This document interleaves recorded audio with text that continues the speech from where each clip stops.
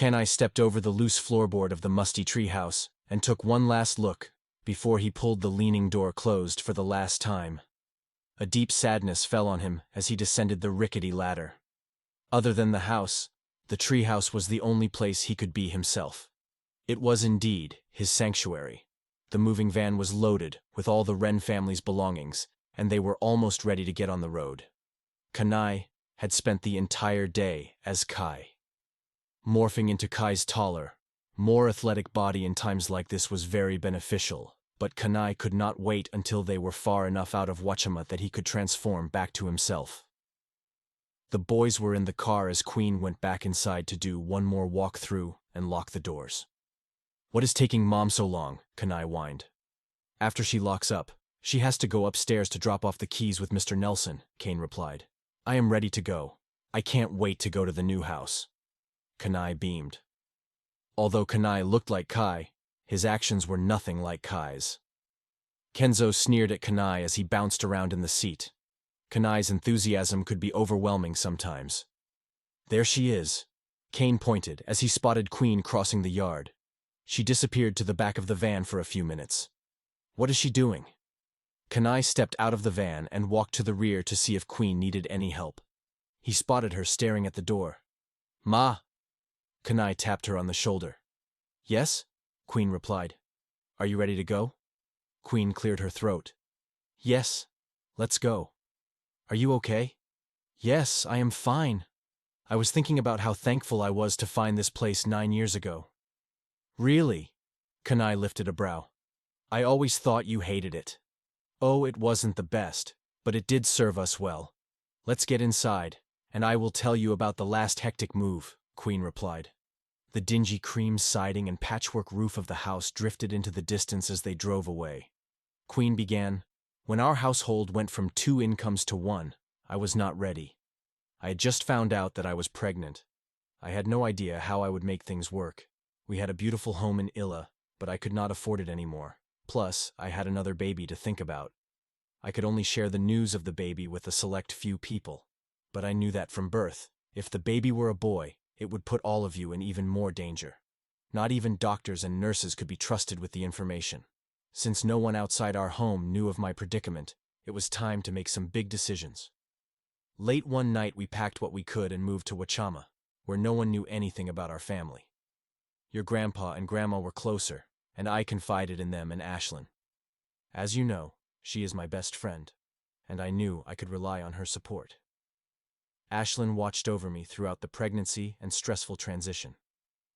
The move was a substantial shift for all of us. We went from a spacious home in Illa to the 2-bedroom basement apartment of a drab multifamily home in Wachama. The house desperately needed some loving touches, but I was grateful it was affordable. The only way I could make it work was to give you all the larger room, and I kept the smaller room for myself. In addition, I brought as many things from the house in Illa as possible to make the new home more comfortable. Mr. and Mrs. Nelson's children are all grown, so they split the house into apartments years before we moved in. They were not too keen on maintenance, though, but I was glad that they did not ask any questions. One benefit was that you were the only kids, and Mr. and Mrs. Nelson let us use the treehouse as our own. At least the treehouse was bigger than the one we had in Illa. Like the house, the treehouse has seen better days but was sturdy. "You said the new house was bigger though, right?" Kanai asked. Queen had been the only person to see the new house so far.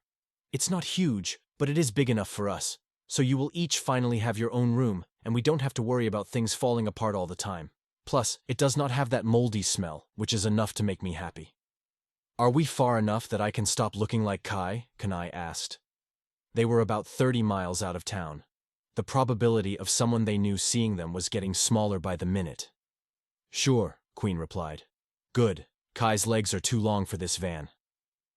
Kanai transformed into his true form. His thin body had much more space, and they had a long ride ahead. "I'm glad we are moving. It felt like that house was shrinking." "I know it seemed that way. You guys have grown so much," Queen replied. "It wasn't all bad. We had some really big moments there." "Like what?" Kanai asked. "Well, one evening, Ashlyn sat on the patio outside with me as the sun started to set, and we talked." I played with Ashlyn's long lavender and plum-tipped locks as I spilled all my hopes and fears. Ashlyn managed to calm my nerves so I could rest. Her voice contains sound waves that cause an instant calm. It was almost hypnotic. Later that night, while the moons were high in the sky, Ashlyn helped deliver a healthy baby boy, Queen explained. Yeah, I was born there. That part is prime. I just felt like I was in a cage most of the time, Kanai replied. You didn't have to hide as much when I helped you get your first ability, Kenzo boasted. Helped me? Kanai scoffed. I know that part. I had forgotten, but Mom told me that part before. Yeah. It was challenging to keep the secret, but things got a little easier when Kanai developed the gift of morphing at 4, Queen said. Right. I was sitting at the kitchen table, eating breakfast when Kenzo came in and started taunting me. Mom yelled at him, and he left. When I started mocking Kenzo, I suddenly changed, Kanai said. That is right, Queen said. Once Kenzo left, I turned my attention back to making lunches. Then, I heard Kanai start mocking Kenzo behind me. Kanai's voice changed mid-sentence, so I turned around. To my surprise, Kanai's slim body, dual braids, and cool tawny brown skin tone had disappeared.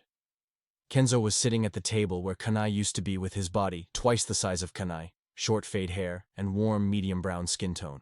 I only saw it for a few seconds, then Kanai changed back. I was shocked. All because of me, Kenzo proclaimed. You're welcome. I guess you're right.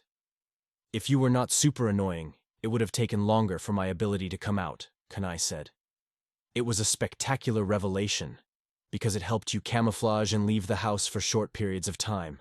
After a few weeks of practice, you understood and could better control your gift.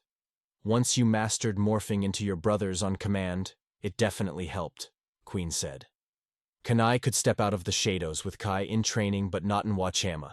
It was time for a new environment. Another place where no one knew the Ren family.